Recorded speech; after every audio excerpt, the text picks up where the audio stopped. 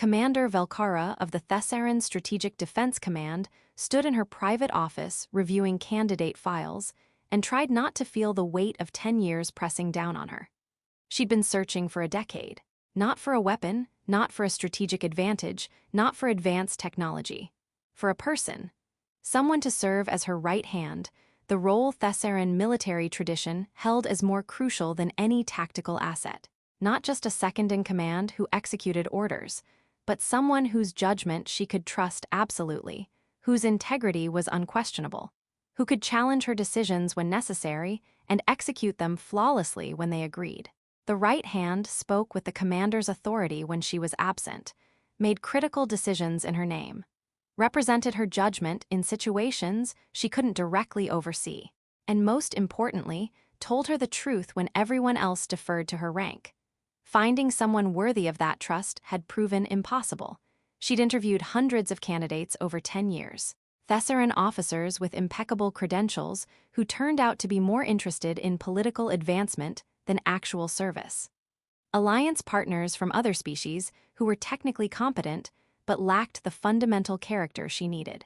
Individuals recommended by colleagues who looked perfect on evaluation forms but revealed themselves as opportunists when tested in actual situations. The role wasn't ceremonial. It was life-or-death trust. The person who would tell her when she was wrong, who would execute critical operations when she couldn't be present, who would represent her authority and judgment accurately even without supervision. 10 years, hundreds of candidates, none worthy of the trust required. Velkara was beginning to think the search was futile when a routine mission report crossed her desk. Human frigate captain, David Chen, successful defense of a civilian convoy against raiders. Standard tactical response, nothing spectacular. Commendations for his crew, but there was something in how the report was written. Most officers wrote mission reports that emphasized their own tactical brilliance, their decisive command, their heroic leadership. Chen's report spent 3 paragraphs crediting specific crew members by name and role, acknowledged 2 tactical errors he'd made that could have been costly if his crew hadn't compensated, and recommended 3 junior officers for advancement based on their performance under pressure. He wrote like someone more interested in truth than glory, more concerned with his people's recognition than his own advancement. Velkara pulled his full service record, solid but not spectacular. No major battles, no famous victories, just consistent, competent command across 15 years. A crew that showed unusual loyalty. His personnel retention rates were significantly higher than fleet average, a pattern of junior officers advancing rapidly after serving under him, suggesting he actually developed his people rather than just using them. His personnel evaluations contained a detail that caught her attention. Sometimes too willing to challenge authority when he disagrees with orders, requires careful management to maintain proper command hierarchy. Most reviewers saw that as a negative. Velkara saw it as possibly essential. She arranged to meet him. Captain David Chen received orders to report to Commander Velkara's flagship and had absolutely no idea why a Thessaran strategic defense commander would want to meet a mid-level human frigate captain. He showed up expecting either commendation or reprimand, with no clear sense which was more likely. Velkara met him in her office, a tall, imposing figure even by Thessaran standards, her long ears positioned in the expression David's cultural briefings suggested indicated serious focus. She didn't waste time on diplomatic pleasantries. Captain Chen, I've been searching for 10 years for someone to serve as my right hand. In Thessaran military tradition, this role is more than second in command. It's trusted advisor who can challenge my decisions, operational executor who makes critical calls in my absence, and independent authority who represents my judgment when I cannot be present. I need someone whose judgment I trust completely, whose integrity is absolute, and who will tell me when they believe I'm wrong. She leaned forward. Your service record and the way you write mission reports suggest you may be that person. I'm offering you the position. David was completely thrown. Commander, I'm honored, but I don't understand. You've been searching for 10 years across multiple species and military organizations with access to the most accomplished officers in known space. I'm just a frigate captain with a decent record. Surely you have candidates with more impressive credentials. I have candidates with more spectacular achievements, Velkara corrected. Brilliant tacticians, famous commanders, officers with prestigious backgrounds, and powerful political connections. What I don't have is someone I trust. She pulled up his mission reports on her display. You write reports that emphasize truth and your crew's competence over your own glory. You acknowledge your mistakes instead of burying them. Your personnel evaluations note that you challenge authority when you disagree. Most officers see that as negative trait. I see it as essential qualification. Your crew shows unusual loyalty, which indicates you prioritize their welfare over your advancement. These characteristics matter more than spectacular credentials. David processed this. You want someone who will challenge you, who will tell you when they think you're wrong. Yes, the most dangerous position for any commander is being surrounded by people who always agree. I need someone who will speak truth even when it's uncomfortable, who can make decisions in my name that I'll trust even if I wasn't there to make them myself, who has integrity I don't have to question. She stood. I'm offering you promotion to commander, position as my right hand, authority to make decisions in my name when circumstances require, and the expectation that you will tell me when you think I'm wrong. This requires relocating to my flagship, working primarily with Thessaran forces while maintaining your human commission, and accepting responsibility most officers spend careers trying to avoid. Velkara met his eyes directly. Do you want it? David thought about his crew, his comfortable command, the career path he'd imagined. Then he thought about serving beside someone who'd spent 10 years searching for a person she could actually trust. Yes, Commander. I want it. Then the position is yours. But understand, I won't just hand you the trust this role requires. You'll have to earn it through demonstrating the judgment and integrity I believe you possess. Are you prepared for that? Yes, ma'am. Velkara didn't test David through simulations or formal evaluations. She tested him through real situations where he had to make decisions that revealed his actual character.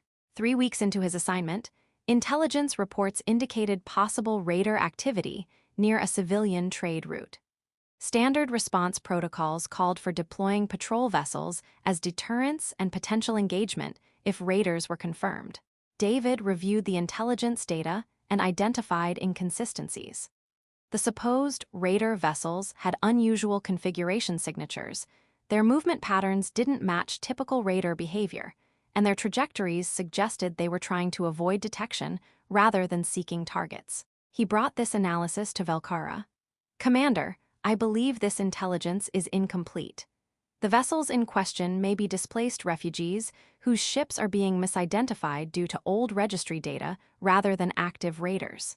I recommend delaying military response until we can conduct reconnaissance and confirm the actual situation. That delay could allow actual raiders to attack civilian convoys if your assessment is wrong, Velkara pointed out. Yes, ma'am. If I'm wrong and these are raiders, my caution could cost civilian lives. But if I'm right and we deploy combat forces against refugees, we'll be creating a diplomatic incident that violates both our principles and alliance protocols. David held her gaze. I believe the intelligence indicators support the refugee interpretation more than the raider interpretation, but it's not certain. Velkara deliberately didn't give him guidance. You're my right hand. What would you do? I'd deploy reconnaissance drones first, confirm the actual situation, then respond appropriately. It delays our military response by approximately 6 hours, but ensures we're not attacking people who need assistance rather than people who pose a threat. Then do that. You have authority to deploy reconnaissance assets and command the appropriate response once the situation is confirmed. David deployed reconnaissance. 6 hours later, his assessment was confirmed. They were indeed refugees whose outdated ships triggered threat identification protocols. His caution prevented a potential massacre of civilians seeking asylum and enabled proper humanitarian response instead of military engagement. But Velkara wasn't testing whether David's assessment was correct. She was testing whether he would trust his own judgment enough to challenge standard protocols, whether he would prioritize truth over expedience, and whether he could make difficult decisions when she deliberately withheld guidance. He passed. 6 months into his assignment, David proved himself in a different way. Velcara was planning a tactical response to pirates operating from an asteroid base. Her plan called for direct assault with overwhelming force, standard suppression tactics that would eliminate the threat quickly. David studied the plan and directly contradicted her in front of her senior staff. "Commander, with respect, I believe this approach will fail. The pirates have been operating from that base for 8 months, which means they've had time to fortify extensively. Direct assault will result in higher casualties than necessary and may drive survivors to scatter and establish new bases. I recommend siege approach, cut off their supply lines, wait them out, then offer surrender terms that don't require costly assault." The conference room went silent. No one contradicted Commander Velcara in front of her staff. Velcara's ears flattened, Thessaran expression of displeasure. "You're questioning my tactical judgment in front of my command staff." "Yes, ma'am. You appointed me to tell you when I think you're wrong. I think you're wrong about this approach." David didn't back down.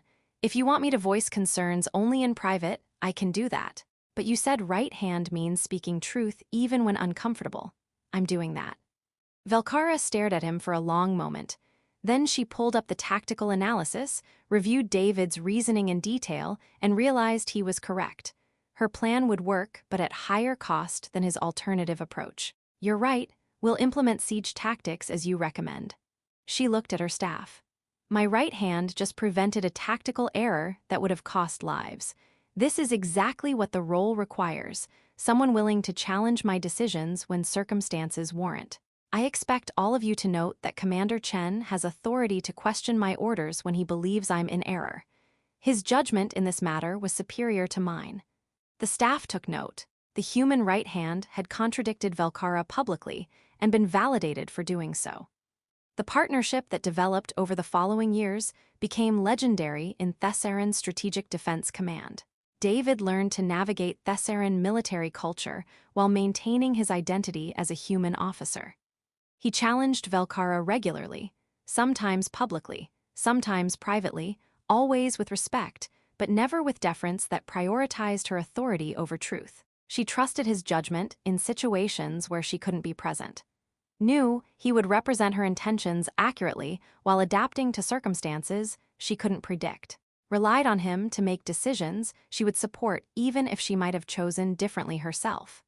Most importantly, their relationship demonstrated what right hand actually meant.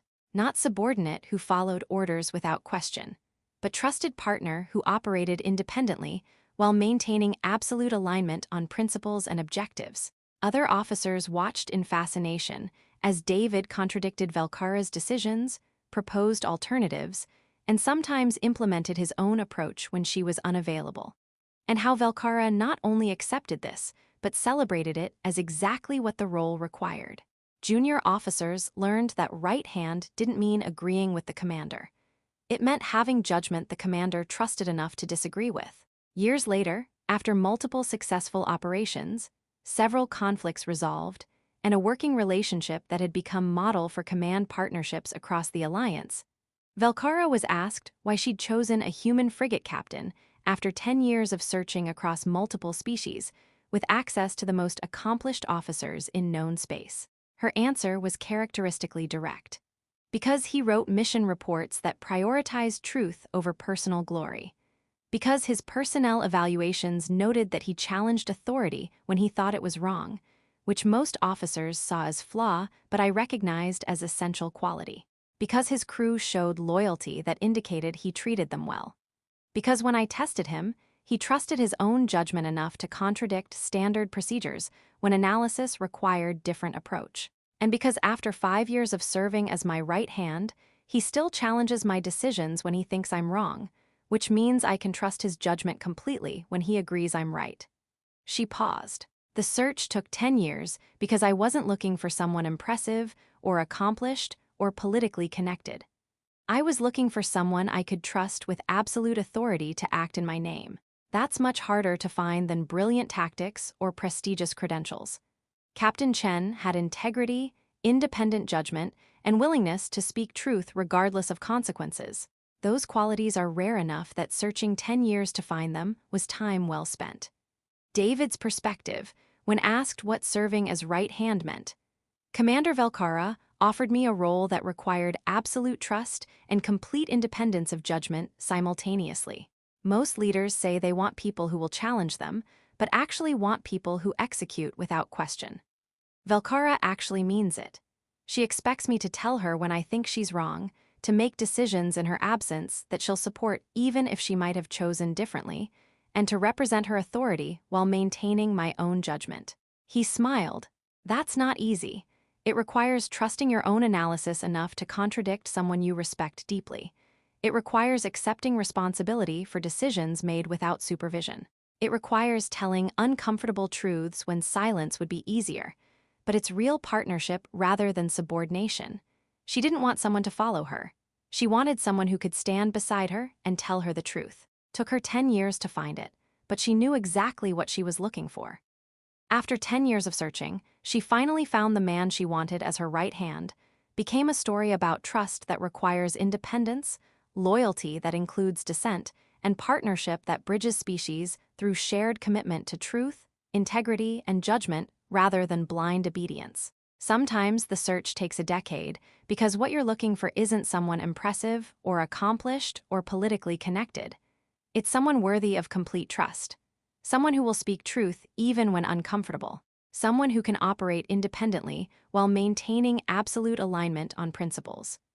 Velcara had searched for 10 years because settling for less would have meant accepting partnership built on deference rather than trust. David had proven himself worthy not by being spectacular, but by being honest, independent, and willing to challenge authority when circumstances required. That was worth a decade of searching, and worth the partnership that followed.